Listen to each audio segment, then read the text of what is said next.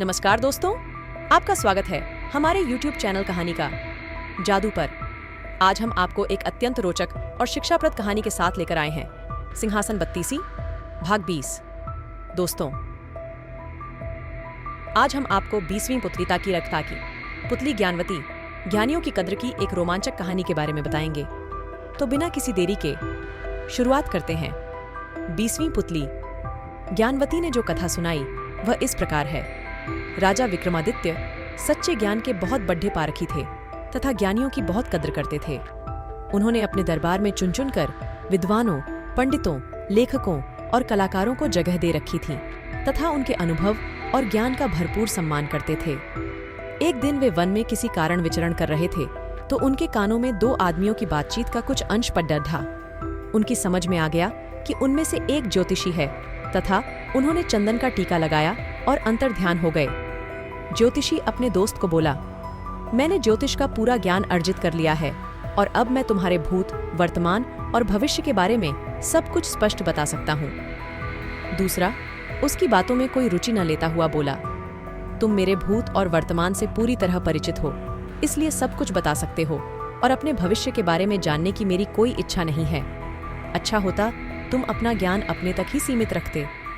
मगर ज्योतिषी रुकने वाला नहीं था। वह बोला, इन बिखरी हुई हड्डियों को देख रहे हैं। मैं इन हड्डियों को देखते हुए बता सकता हूँ कि ये हड्डियाँ किस जानवर की हैं तथा जानवर के साथ क्या क्या बीता। लेकिन उसके दोस्त ने फिर भी उसकी बातों में अपनी रुचि नहीं जताई। तभी ज्योतिषी की नजर जमीन पर पड़ी दाढ़ी पद चिन्हों पर गई। उसने कहा, ये पद चिन्ह किसी राजा के हैं और सत्यता की जांच तुम खुद कर सकते हो। ज्योतिष के अनुसार राजा के पांवों में ही प्राकृतिक रूप से कमल का चिन्ह होता है, जो यहाँ स्पष्ट नजर आ रहा है। उसके दोस्त ने सोचा कि सत्यता की जांच कर ही ली जाए, अन्यथा यह ज्योतिषी बोलता ही रहेगा। पद चिन्हों का अनुसरण करते करते वे जंगल में अंदर आते गए। जहाँ पद चिन्ह समाप्त होते थे वहाँ कुल्हादी लिए एक लक्षदहारा खदा था तथा कुल्हादी से एक पेड़ काट रहा था। ज्योतिषी ने उसे अपने पांव दिखाने को कहा। लक्षदहारे ने अपने पांव दिखाए तो उसका दिमाग चकरा गया। लक्षदहारे के पांवों पर प्राकृतिक रूप से कमल के चिन्ह थे। ज्योतिषी ने जब उससे उसका असली परिचय पूछा तो वह लकदधारा बोला कि उसका जन्म ही एक लकदधारे के घर हुआ है तथा वह कई पुश्तों से यही काम कर रहा है। ज्योतिषी सोच रहा था कि वह राजकुल का है तथा किसी परिस्थितिवश लकदधारे का काम कर रहा है। अब उसका विश्वास अपने ज्योतिष ज्ञान से उठने लगा।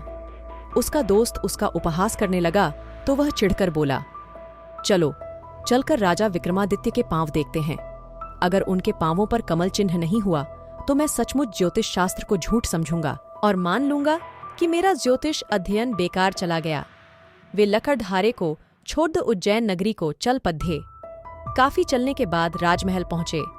राजकमल पहुंचकर उन्होंने विक्रमादित्य से मिलने की इच्छा जताई। जब विक्रम सामने आए तो उन्होंने उनसे अपना पैर दिखाने की प्रार्थना की। विक्रम का पैर देखकर ज्योतिषी सन्न रह गया। उनके पांव भी साधारण मनुष्यों के पांव जैसे थे। उन पर वैसी ही आड़ी तिरछी रेखाएं थीं। कोई कमल चिन्ह नहीं था। ज्योतिषी को अपने ज्योतिष ज्ञान पर नहीं बल्कि पूरे ज्योतिष शास्त्र पर संदेह होने लगा। वह राजा से बोला, ज्योतिष शास्त्र कहता है कि कमल चिन्ह जिसके पांवों में मौजूद हों वह व्यक्ति राजा होगा ही, मगर यह सरासर असत्य है। जिसके पांवों पर मैंने ये चिन्ह देखे वह पुश्तैनी लकड़हारा है। दूर दूर तक उसका संबंध किसी राजघराने से नहीं है। पेट भरने के लिए जी तोड़ मेहनत करता है तथा हर सुख सुविधा से वंचित है। दूसरी ओर ईपी आप जैसा चक्रवर्तियों सम्राट है, जिसके भाग्य में भोग करने वाली हर चीज है, जिसकी कीर्त दुत्रो ताची तीर्थ दूर दूर तक फैली हुई है। आपको राजाओं का राजा कहा जाता है, मगर आपके पांवों में ऐसा कोई चिन्ह मौजूद नहीं है। राजा को हंसी आ गई और उन्होंने पूछा, क्या आपका विश्वास अपने ज्ञान तथा विद्या पर से उठ गया? ज्योतिषी ने जवाब दिया, बिल्कुल, मुझे अब रत्ती भर भी विश्वास नहीं रहा। उसने राजा से नम्रतापूर्वक विदा लेते हुए अपने मित्र से चलने का इशारा किया। जब वह चलने को हुआ तो राजा ने उसे रुकने को कहा। दोनों ठिठक कर रुक गए। विक्रम ने एक चाकू मंगवाया तथा पैरों के तलवों को खुरचने लगे। खुरचने पर तलवों की छमद्दी उतर गई और अंदर से कमल के चिन्ह स्पष्ट हो गए। ज्योतिषी को हतप्रभ देख विक्रम ने कहा, हे ज्योतिषी महाराज, आपके ज्ञान में कोई कमी नहीं है। लेकिन आपका ज्ञान तब तक अधूरा रहेगा जब तक आप अपने ज्ञान की डींगे हाँकेंगे और जब तक उसकी जांच करते रहेंगे। मैंने आपकी बातें सुन ली थीं और मैं ही जंगल में लगदिद हारे के वेश में आपसे मिला था। मैंने आपकी विद्वता की जांच के लिए अपने पांवों पर खाल चढ़ा ली थी ताकि कमल की आकृति ढंक जाए। आपने तब कमल की आकृति नहीं देखी तो आपका विश्वास ही अपनी विद्या से उठ गया। यह अच्छी बात नहीं है। तो यह रही हमारी आज की कहानी सिंहासन बत्तीसी, भाग 19, ज्ञानवती, ज्ञानियों की कद्र। अगर आपको यह वीडियो पसंद आया हो तो लाइक करें, शेयर करें और हमारे चैनल को सब्सक्राइब करना न भूलें। अब हम मिलते हैं अगले वीडियो 21वीं पुतली भाग 21 चंद्र ज्योति, विक्रमादित्य और दुर्लभ ख्वांग बूटी की कहानी में। तब तक के लिए धन्यवाद।